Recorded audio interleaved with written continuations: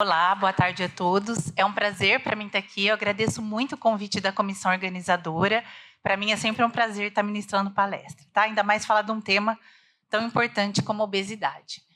Deixa eu só ver se aqui. Então, vou começar falando um pouquinho sobre a obesidade. Para a gente entender a obesidade, como agem as medicações, a gente tem que entender um pouquinho da fisiopatologia da obesidade para a gente entender o mecanismo de ação das medicações. Então, a primeira coisa é que a obesidade hoje ela é considerada uma doença de alto risco cardiovascular. E a definição principal dela seria um excesso de massa corporal para uma determinada altura. Nós temos vários fatores que influenciam na obesidade. Um deles é um comportamento alimentar inadequado, com um consumo alto de calorias por uma baixa proporção de gasto energético como atividade física.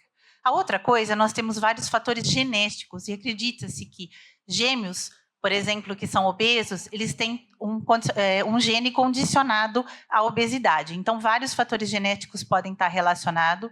Fatores ambientais também, porque o que a gente observa muito são as famílias que têm um comportamento inadequado. Então, já começa desde a infância um consumo super inadequado de calorias e isso vai passando de geração para geração.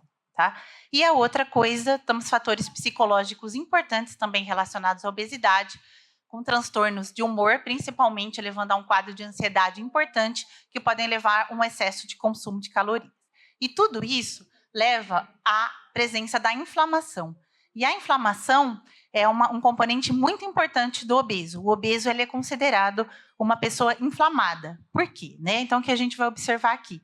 A gente tem hoje, de dado, 1 bilhão de pessoas obesas, 650 milhões de adultos, 340 milhões adolescentes obesos e 39 milhões de crianças obesas. E muitas que têm um comportamento sedentário com excesso de ingestão de calorias.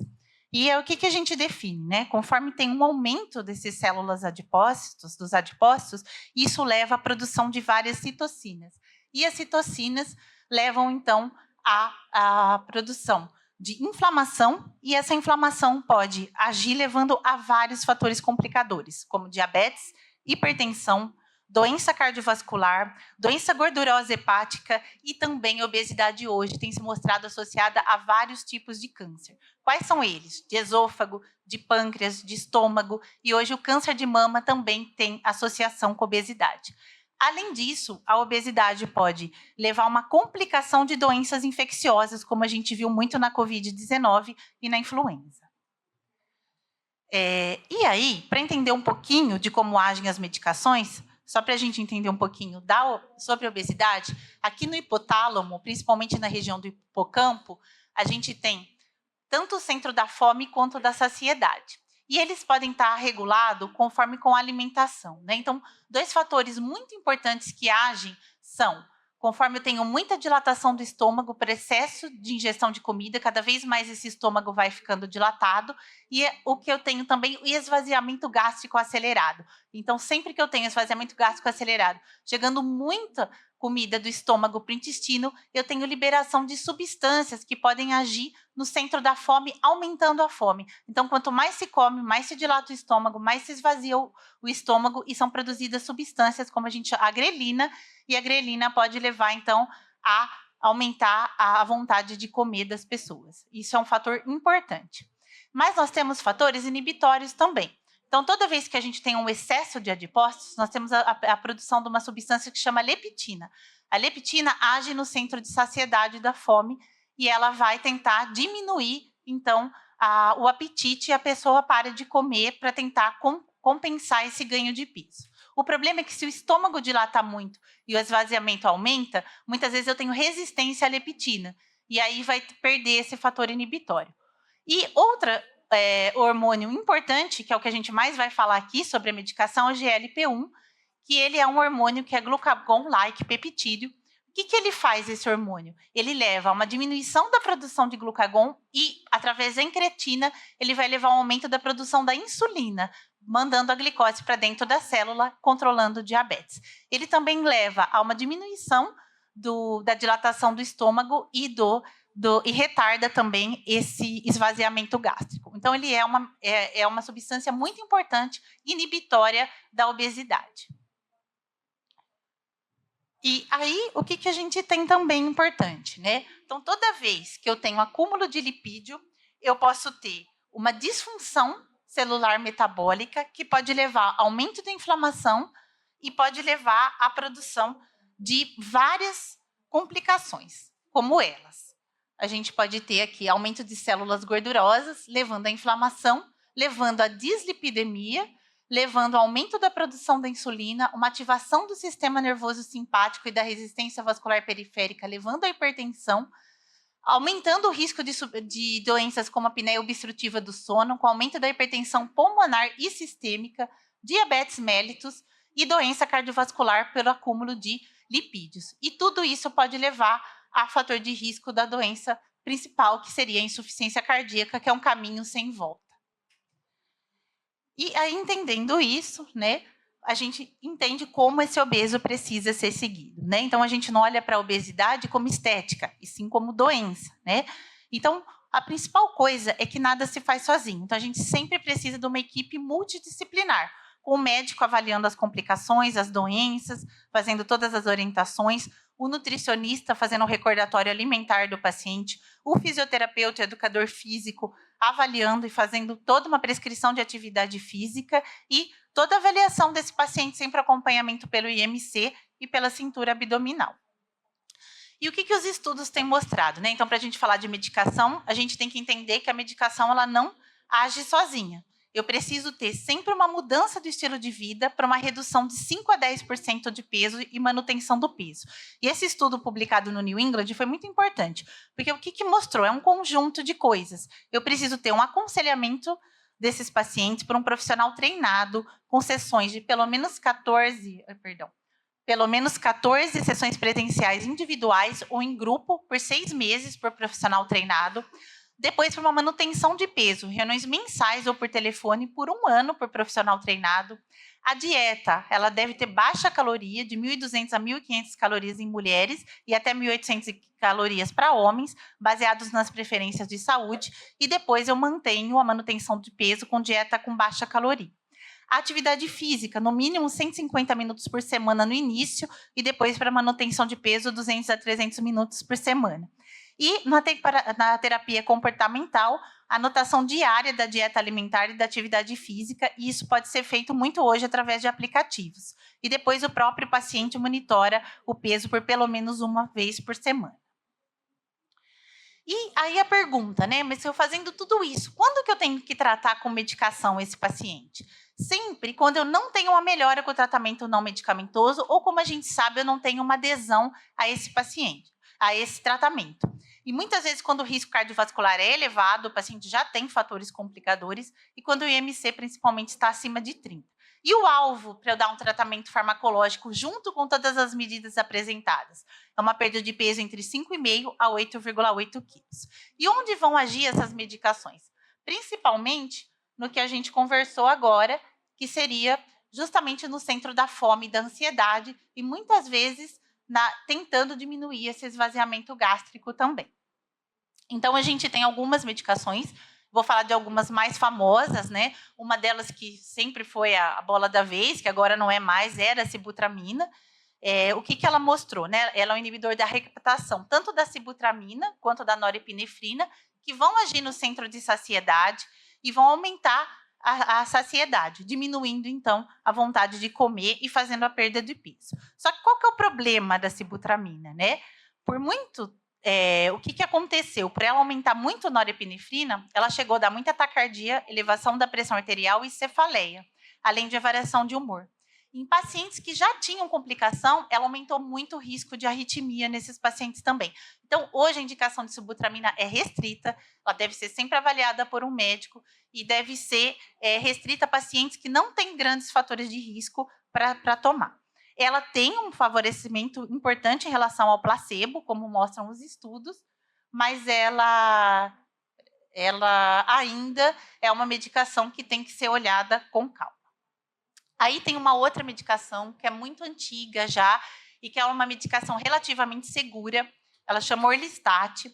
O uso dela, em 52 semanas, ela é capaz de reduzir a 8,8 quilos. E o que é, principalmente, o mecanismo de ação? ela vai inibir a lipase pancreática. Por inibir a lipase pancreática, ela inibe a quebra da gordura em ácido graxo e glicerol. E com isso a gordura ela vai ser eliminada nas fezes. Então vai ter uma esteatorreia importante. Embora ela não vá causar grandes efeitos, como arritmia, como outras medicações causam, ela é uma medicação relativamente segura. A única coisa é que ela pode dar flatulência, urgência fecal, incontinência, então os fatores gastrointestinais podem estar prejudicados nesse sentido, mas ela não traz grandes problemas de saúde. E em relação a vários estudos, ela também mostrou ser bem favorável em relação ao placebo e com uma redução significativa do peso corporal. Então, ela é uma medicação que ela é antiga, mas ela sempre acompanha os tratamentos.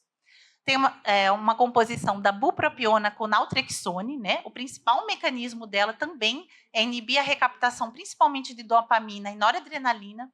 Ela vai agir na melanocortina e, com isso, ela vai ativar a produção de endorfinas. E essas endorfinas vão aumentar o centro da saciedade. A naltrexona ela vai inibir o feedback negativo para a produção das endorfinas. E com isso as duas vão favorecer essas pró-opiolo-melanocortinas e com isso ativar as endorfinas. E isso vai levar ao aumento da saciedade. Mas também elas podem causar cefaleia, podem dar variação do humor, não devem ser usadas em histórias de convulsões ou hipertensão mal controlada. E agora, então, falando da medicação que hoje é considerada a bola da vez, que a gente tem os agonistas, os receptores de GLP-1, um dos exemplos mais comuns utilizados é a liraglutida, e o que ela vai fazer? É justamente estimular a produção do GLP-1. E o que o GLP-1 faz? Ele vai estimular via incretino o aumento da secreção de insulina, controlando o diabetes, diminuindo a resistência à insulina, aumentar o consumo de energia, aumentar a lipólise, vai agir no centro do hipotálamo, levando ao aumento da saciedade, diminuição do apetite, vai reduzir a gordura hepática e vai também diminuir o esvaziamento gástrico e a motilidade gástrica. Com isso, ela é considerada uma medicação bastante completa para controle tanto da obesidade quanto do diabetes. Só que ela também causa efeitos colaterais. Então, um deles é cefaleia, vômitos, ela pode levar à hipoglicemia. E um dos principais problemas que foi visto na literatura é que em ratos ela aumentou o risco de câncer de tireoide. E isso foi um problema, né? Então foram feitas várias meta-análises e saiu um estudo agora recente esse ano na British Medical Journal. E o que mostrou? Eles fizeram uma meta-análise enorme e compararam essa medicação com as outras medicações e viram que esse risco não foi significativo no estudo e considerado a medicação relativamente segura, mas ainda novos estudos devem ser utilizados. O que eu procurei bastante na literatura é que várias revisões atuais, o que elas orientam? Lógico, se você tem história de câncer de tireoide na família, se você tem ou história própria de câncer, ou tem um nódulo, ou tem qualquer coisa, esse paciente deve ser avaliado com muita cautela antes de ser utilizada a medicação, né? E acho que mais estudos devem sair por aí. Nós temos vários tipos para usar essa medicação, ela pode ser usada tanto injetável, ela pode ser usada diariamente, então tem várias maneiras de se utilizar essa medicação. E o que é mais importante e interessante do ponto de vista cardiovascular? Porque não adianta controlar a obesidade, não adianta controlar a diabetes se eu não reduzir evento cardiovascular, porque o mais importante é que tenha uma melhora do desfecho. E essa medicação, ao contrário de várias medicações já estudadas para o diabetes, o que foi muito bom é que ela reduziu o desfecho cardiovascular, né? Então, o conjunto de desfechos que a gente chama de MACE é a redução, principalmente, do risco de infarto não fatal, do risco de morte por doença cardiovascular e de AVC não fatal. Então, quando comparado ao tratamento padrão, essas medicações reduziram o risco de evento cardiovascular. E isso foi muito importante, né? Foi um ganho na literatura. Aqui é um estudo só para mostrar que também foi feito um estudo para paciente obeso sem diabetes, para ver se ela reduzia evento cardiovascular mesmo o paciente não sendo diabético. E o que foi observado é que realmente ela reduz evento cardiovascular, tá? E a única coisa é que essa medicação, quando utilizada, né, para obeso, ela não foi bem avaliada nem em mulher, nem na população negra. Então, ainda há restrição para isso. E aqui também é para mostrar que nós temos várias classes de agonistas de GLP-1. E vários estudos mostraram que mesmo quando eu normalizo para a hemoglobina glicada e normalizo para o peso corporal, todas essas medicações têm um efeito benéfico cardiovascular. E parece que a albiglutida é a medicação que mais tem prevenção cardiovascular, embora tenha um efeito de classe dessas medicações também.